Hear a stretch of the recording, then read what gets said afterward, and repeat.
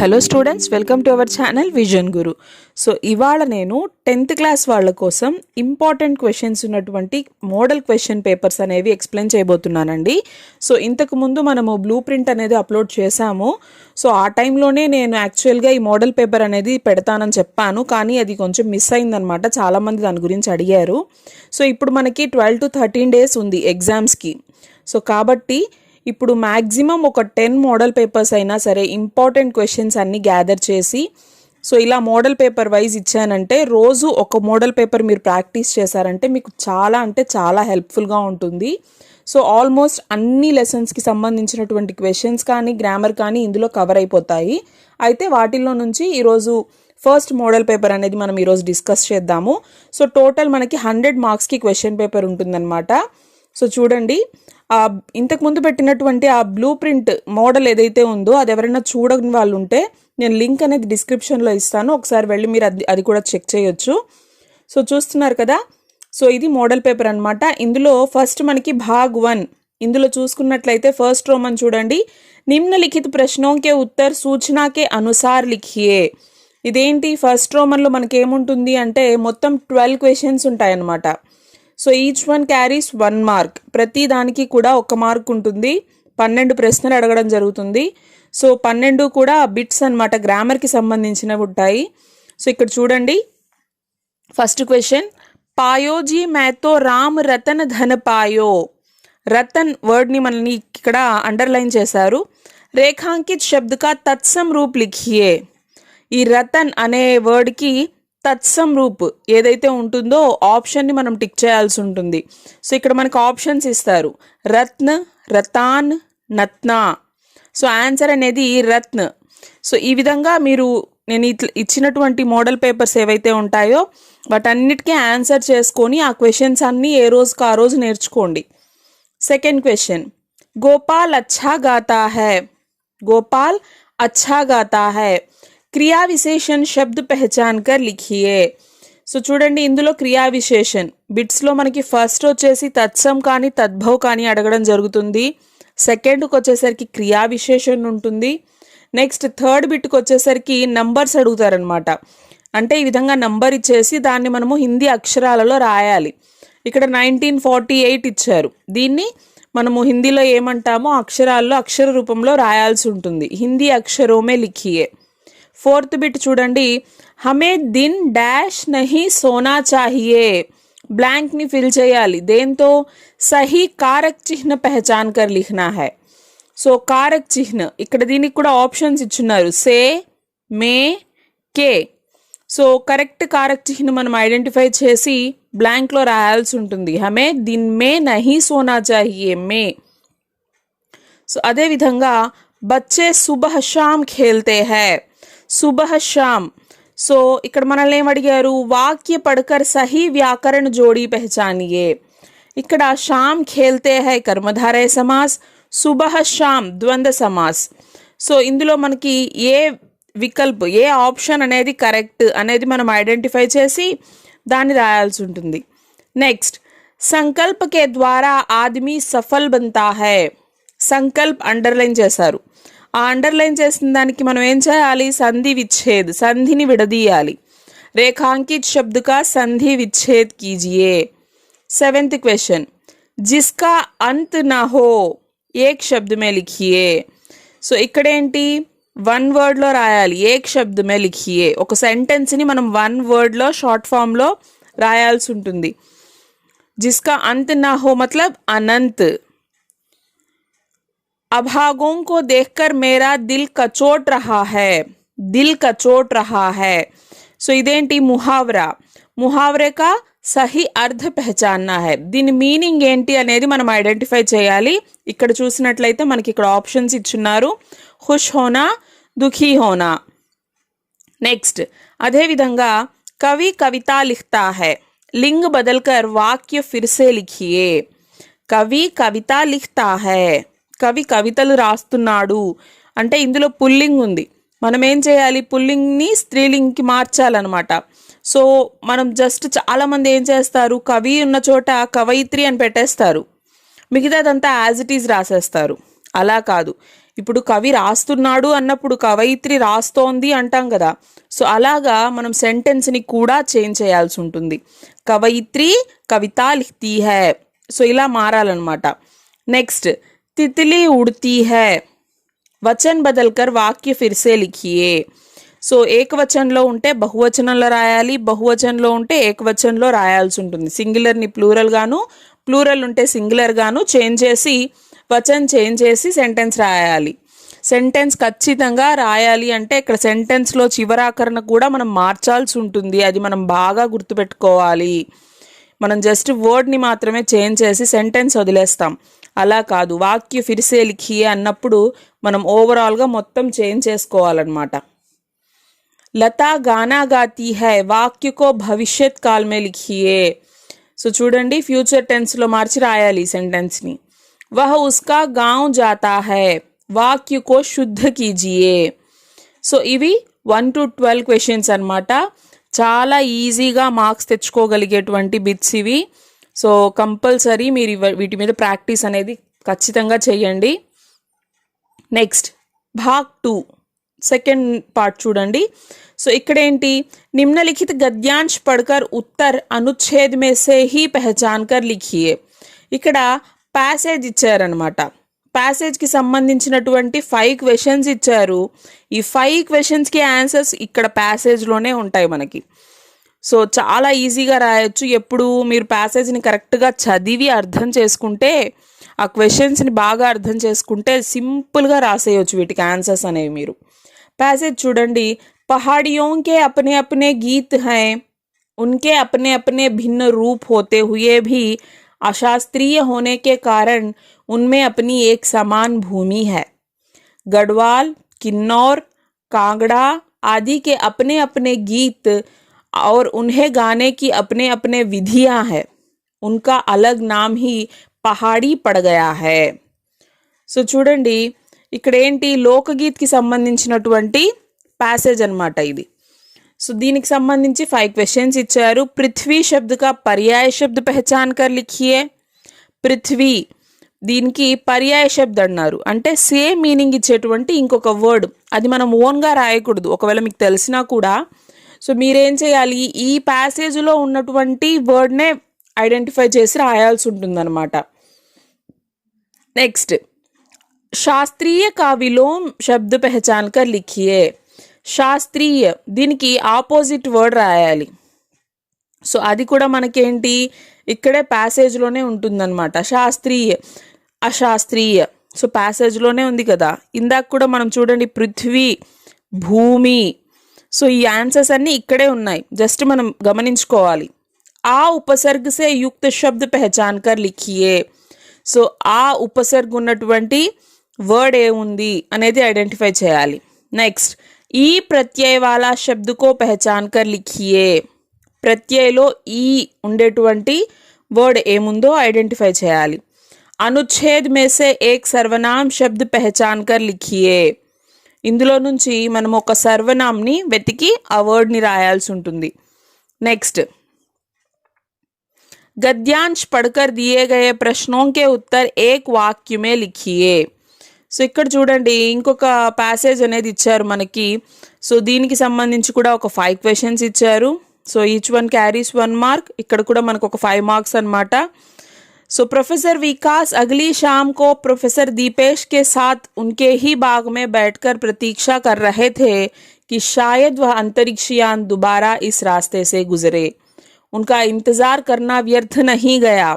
दोबारा वह अंतरिक्षयान उसी रास्ते से गुजरा, लेकिन वह इस बार वापस अंतरिक्ष में नहीं गया, वह बाग में ही उतरा.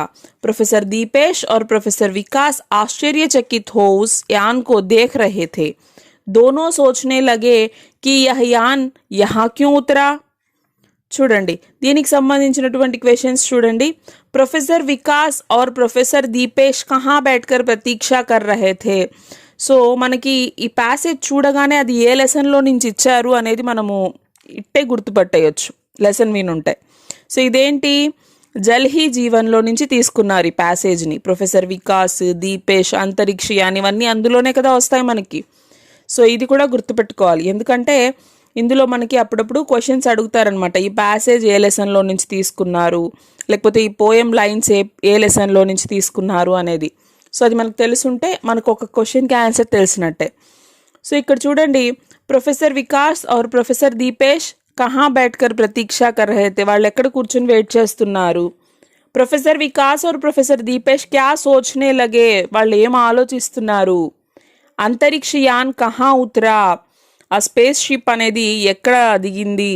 అంతరిక్ష యాన్ కిస్ రాస్తే సే గుజరా, ఏ దారి నుంచి అది వెళ్ళింది. కౌన్ ఆశ్చర్యచకిత్ హో యాన్ కో దేఖ్ రహే థే, ఎవరు ఆశ్చర్యానికి గురయ్యి ఆ స్పేస్ షిప్ని అలా చూస్తూ ఉండిపోయారు. సో ఇవి క్వశ్చన్స్ అన్నమాట.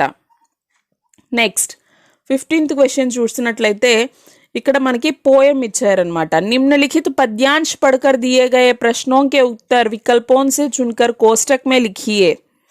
సో చూడండి, जिसने श्रमजल दिया उसे पीछे मत रह जाने दो, विजीत प्रकृति से पहले उसको सुख पाने दो, जो कुछ न्यस्त प्रकृति में है वह मनुष्य मात्र का धन है, धर्मराज उसके कण कण का अधिकारी जन जन है.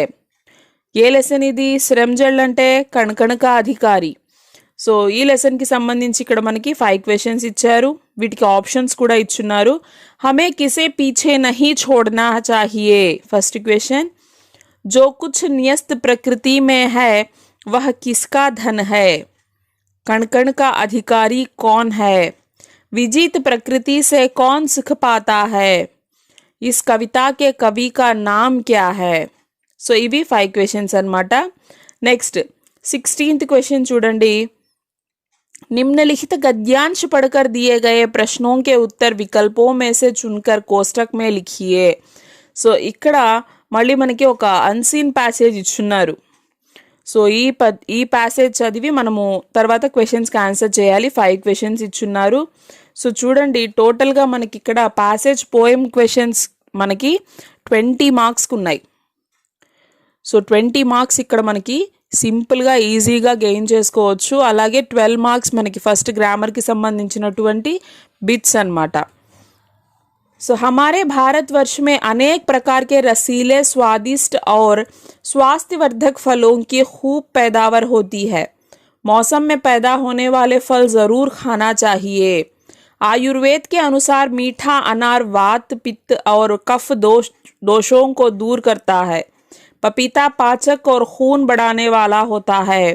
सेब मस्तिष्क एवं नस नाड़ियों को शक्ति प्रदान करता है. अमरूद इतनी गुणकारी है कि इसे अमृत फल कहते हैं. ఇక్కడ ఫ్రూట్స్ గురించి ఇచ్చారు, వాటి బెనిఫిట్స్ గురించి ఒక ప్యాసేజ్ ఇచ్చున్నారు. वात पित्त और कफ दोषों को दूर करने वाला फल क्या है. नेक्स्ट क्वेश्चन, सेब खाने से किसे शक्ति मिलती है. थर्ड क्वेश्चन, अमृत फल किसे कहते हैं. कौन सा फल खाने से खून बढ़ता है. किस प्रकार के फल ज़रूर खाना चाहिए. సో ఇవి 5 క్వశ్చన్స్ అన్నమాట. నెక్స్ట్ పార్ట్ 3 చూసుకున్నట్లయితే మనము ఇక్కడ చూడండి 2 క్వశ్చన్స్ ఇచ్చున్నారు. ప్రతి క్వశ్చన్కి కూడా మనకి 4 మార్క్స్ ఉంటాయి. ఇందులో మనకి చాయిస్ లేదు, 2 క్వశ్చన్స్ కూడా మనం అటెంప్ట్ చేయాలి. कवि श्री रामधारी सिंह दिनकर जी के बारे में लिखिए. जल ही जीवन है कहानी के कहानीकार श्री प्रकाश के बारे में लिखिए. ఇక్కడ మనకి కవి పరిచయాలు అడుగుతారు. సో కవి పరిచయాలు అడిగినప్పుడు మనకి ఇక్కడ మనకి 2 క్వశ్చన్స్ ఇచ్చున్నారు. ప్రోస్కి సంబంధించింది ఒకటి, అలాగే పోయంకి పోయెట్కి సంబంధించినటువంటి ఒకరి గురించి కవి గురించి అడుగుతారు.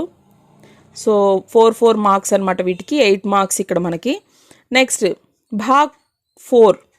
సో ఇక్కడ చూడండి పార్ట్ 4లో చూసుకున్నట్లయితే మొత్తం మనకి టోటల్ 8 క్వశ్చన్స్ ఉంటాయి. ప్రతి క్వశ్చన్కి 3 మార్క్స్ ఉంటాయి. సో ఇందులో కూడా మనకి ఏం చాయిస్ ఉండదు, అన్ని క్వశ్చన్స్ మనం తప్పకుండా రాయాల్సినవే. दुनिया को पावन धाम बनाने के लिए हम क्या क्या कर सकते हैं. मीरा की भक्ति भावना कैसी है. कलाम के विचार में आदर्श छात्र के गुण क्या है. लोकगीत और संगीत का क्या संबंध है. जल स्रोतों के रख रखाव के बारे में आप क्या सुझाव देना चाहेंगे. राजू को उसका पुराना स्कूल कैसा लगता था. नेल्सन मंडेला के जीवन से हमें क्या संदेश मिलता है. రాజా కుమార్ వర్మ के राज्य में अकाल की स्थिति क्यों हुई होगी. సో ఇవి ఒక 8 క్వశ్చన్స్ అనమాట. నెక్స్ట్ పార్ట్ 5 చూసుకున్నట్లయితే ఇందులో 27th క్వశ్చన్ చూడండి. సో ఇక్కడ మనకి చాయిస్ ఉంటుంది. కిసి ఏక్ ప్రశ్న కా ఉత్తర్ 10 పంక్తియోं में लिखिए. సో 2 క్వశ్చన్స్లో నుంచి మనం ఏదైనా ఒక్కదాన్ని చూస్ చేసుకొని రాసుకోవచ్చు. ఇక్కడ మనకి సారాంశాలు అడుగుతారనమాట. సో ఏది మనకి బాగా వచ్చు, కాన్ఫిడెంట్గా ఉంటామో ఆ సారాంశాన్నే మీరు చూస్ చేసుకోండి.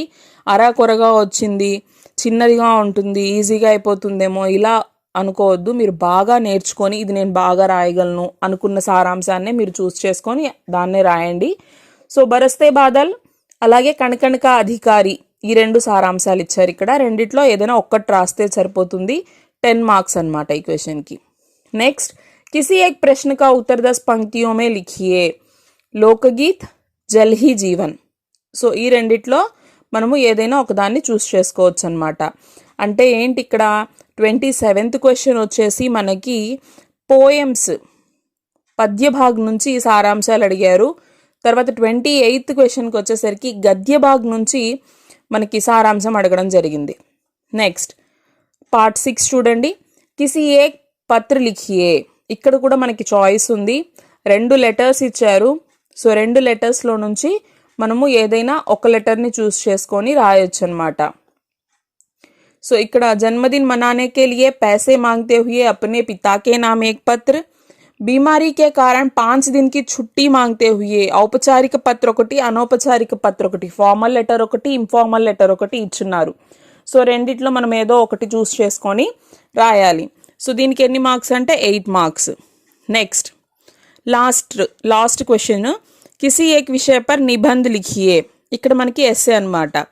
సో టాపిక్స్ చూడండి. ప్రియనేత, ఖేలోం కా మహత్వ్. రెండిట్లో మనం ఏదైనా ఒకటి చూస్ చేసుకోవచ్చు. దీనికి కూడా 8 మార్క్స్ ఉంటాయన్నమాట. సో టోటల్ మనకి 100 మార్క్స్. సో ఈ 100 మార్క్స్లో కూడా మనకేంటి అంటే సో అస్సలు పాస్ అవ్వమేమో అని భయపడే వాళ్ళైతే ఇది చూశాక మీలో నాకు తెలిసి కాన్ఫిడెన్స్ రావాలి. ఎందుకంటే జస్ట్ అక్కడున్న ప్యాసేజ్ చూసి పోయం చూసి కిందున్న క్వశ్చన్స్కి ఆన్సర్ చేసి ఆ బిట్స్లో మీరు సగం బిట్స్ పెట్టినా కూడా మీకు పాస్ మార్క్స్ వచ్చేస్తాయి. హిందీ పాస్ అవ్వము అని అనుకునే వాళ్ళు నాకు తెలిసి 0 కౌంట్ ఉండొచ్చు. అంత ఈజీగా రాయొచ్చు మీరు హిందీ ఎగ్జామ్ అనేది. సో ఇంకాస్త కష్టపడ్డారంటే మంచి మార్క్స్ తెచ్చుకోవచ్చు. సో నేను పెట్టేటువంటి మోడల్ పేపర్స్ ఏవైతే ఉంటాయో ఈ మోడల్ పేపర్స్ అన్నీ కానీ మీరు పక్కాగా ప్రాక్టీస్ చేస్తే ఫుల్ మార్క్స్ తెచ్చుకోవాలి అనుకున్న పిల్లలు ఖచ్చితంగా గెయిన్ చేస్తారు మార్క్స్ అయితే, నాది గ్యారంటీ. ఈ మోడల్ పేపర్లో నుంచే క్వశ్చన్స్ వస్తాయి, లేకపోతే ఈ పేపర్లో ఉన్న క్వశ్చన్సే వస్తాయి, ఈ ఎస్సేనే ఇస్తారు, ఈ లెటరే ఇస్తారు అని నేను చెప్పట్లేదు. చాలామంది అలా వీడియోస్ పెడుతున్నారు. అంటే ఇవే వస్తాయి, ఇదే ఇస్తారు అని ఎవరు చెప్పలేరు. కాకపోతే పెట్టినటువంటి మోడల్ పేపర్స్ ఏవైతే ఉన్నాయో అవన్నీ మీరు ప్రాక్టీస్ చేస్తే ఖచ్చితంగా ఫుల్ మార్క్స్ గెయిన్ చేస్తారు అని మాత్రం నేను ఖచ్చితంగా చెప్పగలను. నాది పూచి దానికి మాత్రం. సో కాబట్టి నేను మ్యాక్సిమం ఒక 10 మోడల్ పేపర్స్ చెప్పాను కదా, 12 to 13 days ఉంది మీకు టైం పీరియడ్ అనేది ఎగ్జామ్స్కి. సో డైలీ ఒక పేపర్ అంటే not a big issue. So మీరు డే మొత్తం దాని మీదే కూర్చోవాల్సిన అవసరం లేదు, మిగతా సబ్జెక్ట్స్ కూడా ఉంటాయి కాబట్టి. ఇలా సబ్జెక్ట్ వైజ్ రోజుకు ఒక మోడల్ పేపర్ లాగా తీసుకొని మీరు ప్రాక్టీస్ చేసినా కూడా సరిపోతుంది. సో మ్యాక్సిమం నేను 10 పేపర్స్ అప్లోడ్ చేస్తాను. సో డైలీ రెగ్యులర్గా ఫాలో అవ్వండి. సో ఈ పేపర్స్ అనేవి మీరు ప్రాక్టీస్ చేయండి.